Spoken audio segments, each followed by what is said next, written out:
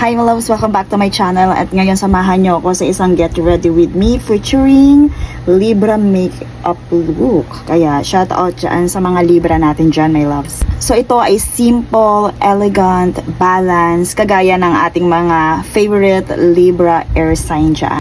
But habang nagme-makeup ako, syempre pag-usapan natin yung isang slightly juicy na topic. And ito yung mga ginagawa ng mga Pilipino na not knowing na witchcraft pala. So kung curious ka, keep on watching. Alam niyo ba, marami mga practices ang mga Pinoy na akala natin ay normal lang or tradition, pero technically under witchcraft na siya.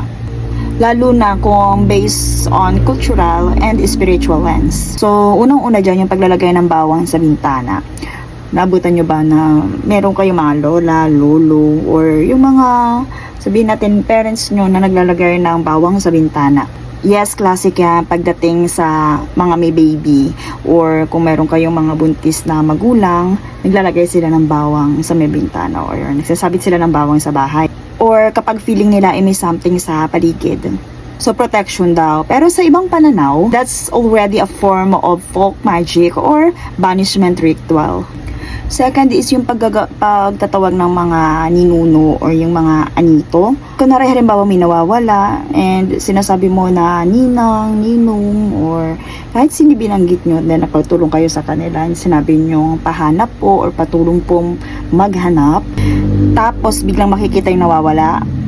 Boom! Technically, spirit invocation yun. And speaking of spirits, how about yung pagpahid ng mga oils or lana doon sa mga may sakit?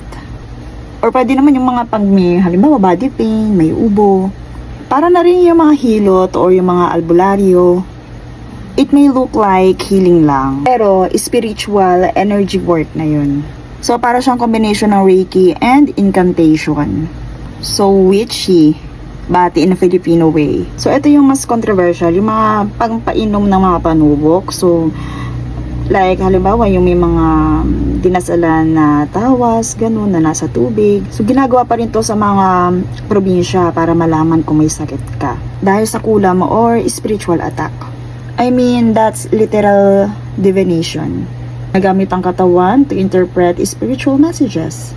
Witchcraft, di ba? Pero sa atin, normal lang. Parang kumbaga, lalo na pag nakasanayan yan natin, okay, blending lang tayo ng maayos. I-blend lang natin or pantayin lang natin because Libra is all about balance. So, kailangan pantay. Diba? Yung pagkaka-blend, itong kilay natin. Ibantay yung aking kilay. Again, Libra energy is all about balance. So, yung makeup natin ngayon hindi overdone, just clean and graceful. So usually nakikita ko yan is more on mga pinkish yung ginagamit nilang shade. So add tayo ng soft pink blush. So fourth on our list is yung mga pagkain na may orasyon. So ito hindi ko alam kung may gumagawa pa nito. Like for example is yung kung gusto mo halimbawa ma-attract yung taong gusto mo, bibigyan mo siya ng pagkain. So or someone na parang, alam niyo yung pinagkainan ng iba or kinain. Somehow na parang na-test ko na effective din yun kasi, di ba, meron kasabihan din, yung mga buntis. Pag kumain ka ng mga pagkain na kinain ng buntis, is aantukin ka. Parang ganun yun, my loves. Yung parang yung, pag daw merong, sabihin natin, halimbawa kinagatan yun ng taong yun, then binigay sa'yo, or yung iba naman nga is literal na may bulong. Lalo na kung ang intention is talagang yung parang ma-attract mo yung taong gusto mo, may love spell na yun. Or akala mo, libre ka ng pinakain, yung pala may pampa-in-love na, diba? Just lang. And isa pa yung mga pagbusina, pag meron kang halimbawa dinadaanan na hindi ka familiar, so sabi nila para hindi bumisina ka or kumatok, para hindi ka dumapasukan ng spirit. Protection spell yan in different form. Okay, ngayon ay pink. Pink yung ating gagamitin. So let's see, pink. Sabi ito nga, pwede nga din to. Kung hindi mo makita masyado yung pink, pwede kang gumamit ng blush on na pink, di ba? Kasi nga ang Libra is more on parang soft lang yung kanyang look. Ayan, then maglalagay tayo ng konting brown, yung dark dito sa dulo. So, kahit hindi siya brown, At least, parang mas dark siya kesa sa pink.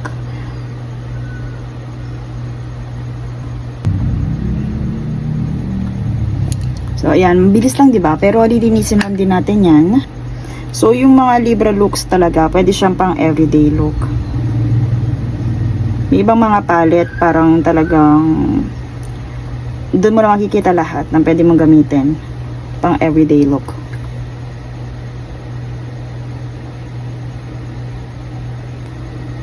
Ayan, laging lilinisin yung gilid ng eyebrow.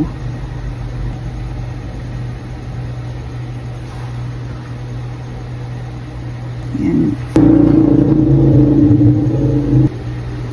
Hindi kasi makita yung...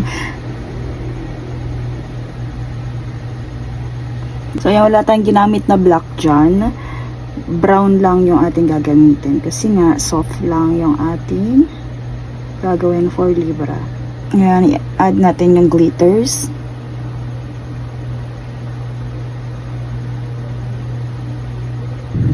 Ayan, di ba? Yung pagka-pink niya na balanse ng glitters and ng dark dito and also brown. So, ganun lang pag magli-Libra look tayo.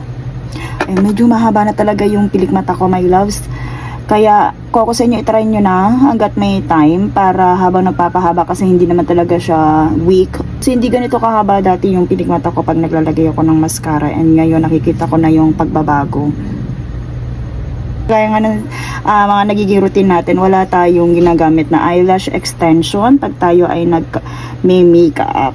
Gamitan natin ng highlighter para mas maging shimmering and pinkish yung ating Libra makeup look. So, kung everyday makeup to, pwede, my loves, medyo light lang naman. Or kaya nipisan nyo yung glitters nyo. Pwede yung pang highlights na nilalagay nyo. Ilagay nyo lang din as yung pang shimmer sa inyong eyeshadow. Pwede naman yun, my loves. Lalo na kung hindi sensitive yung face nyo sa makeup. So, kadalasan sa lipstick dito, my loves, is yung mga soft pink or yung mga nude lipstick para hindi ganun ka-harsh yung makeup. So, meron tayong gagamitin dito, yung Shawil. Itatry natin. Itatry natin kung bagay siya ngayon sa ating Libra makeup look. Ayan, napakaganda, my loves. Rose powder or number 1 or number 2? Ito, number 1 pala siya. Rose Fog. Number 1. Number 1. Ayan. Wow. Ganito, my loves, yung kanya pang blend.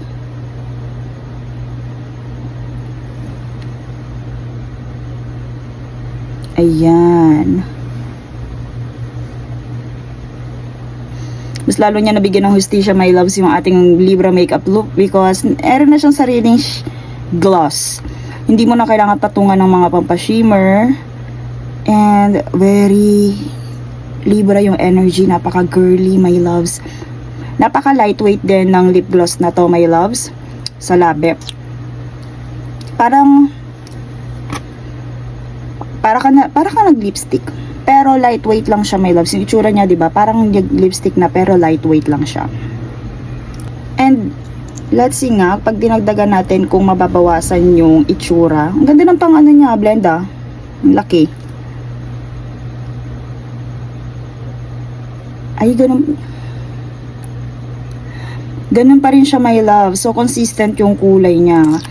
Kaya kahit isang blend lang, ganyan talaga yung magiging kulay niya. Magiging kulay rosy fog talaga siya. So, ayan. Very ethereal Libra makeup look na siya. Tapos nakakwenta pa tayo ng mga everyday witchy things na not aware tayo na pang witchcraft pala. And idadagdag pa ako is yung pagbablow natin ng birthday cake pag yung sa birthday candle, di ba? So, yung pag-wish din natin doon habang nagbo-blow tayo ng cake kasi meron ding fire element doon, meron ding air element doon. So, sinasabi na yon ay form ng witchcraft din at knowing tayong mga Pilipino na ginagawa din natin yun. So, na-realize nyo din ba na sobrang rich talaga ng culture natin? Hindi lang basta pamanhiin, marami pala talagang layers. And by the way, may nakalimutan tayo ang ating nose line. So, ayan my loves, kung meron pa kayong mga gustong idagdag na parang aware kayo na iyon na ay witchcraft pala and gusto nyo ding maging inform yung ating mga iba pang hindi aware. So, ayan my loves, comment down below kung meron pa kayong alam, meron kayong nakagasnan.